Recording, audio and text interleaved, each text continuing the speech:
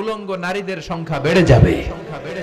তো কিয়ামতের আগে মারে ভুলে যাবে, মাকে ভুলে গিয়ে স্ত্রীর পেছনে পেছনে দৌড়াবে। আল্লাহ তাআলা বলছেন, হে নবী, লোকেরা আপনাকে কিয়ামতের ব্যাপারে জিজ্ঞেস করে, আপনি কিয়ামতের ব্যাপারে কি বলবেন? আপনি তো কিছু জানেন না এই ব্যাপারে জানে কে?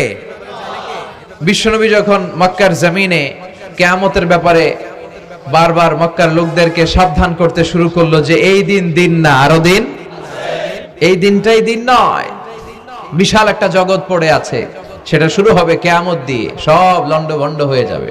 তখন লোকেরা বিশ্বনবীকে জিজ্ঞেস করতে শুরু করলো, মুহাম্মদ সাল্লাল্লাহু, এই যে তুমি কিয়ামতের কথা বলো, এটা কবে হবে?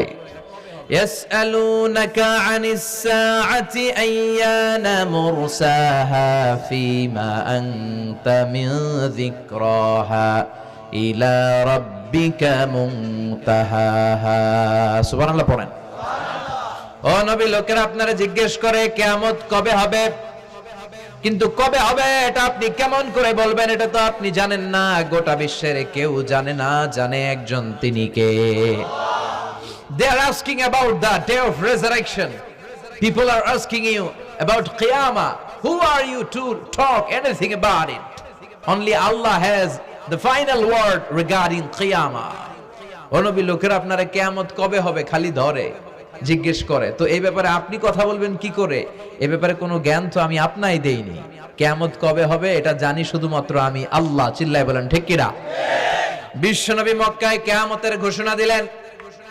বিশ্বনবী বললেন, এই পৃথিবী এরকম থাকবে না, সব ভেঙে চুরে খান খান হয়ে যাবে। আল কারিআতু মাল কারিআতু ওয়া মা আদরাকা মাল কারিআ। বিকট একটা আওয়াজ হবে, ইসরাফিল যখন সিংহায় ফুৎকার দিবে, গোটা বিশ্বটারে মেসাকার করে দিবে কে? আবার বিশ্বনবী শোনাতে লাগলেন, ইদা জুলজিলাতিল আরদু জিলজালাহা ওয়া আখরাজাতিল আরদু আসকালাহা।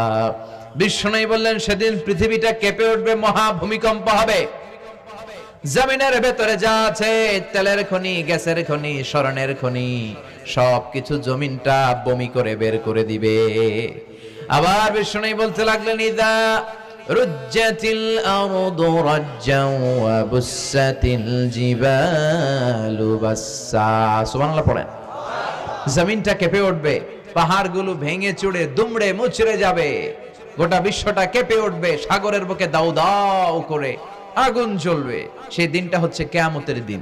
বিশ্বনবীর মুখ থেকে বারবার এই কিয়ামত কিয়ামত শুনতে শুনতে কাফেরদের মনের ভিতরে ভয় ঢুকে গেছে।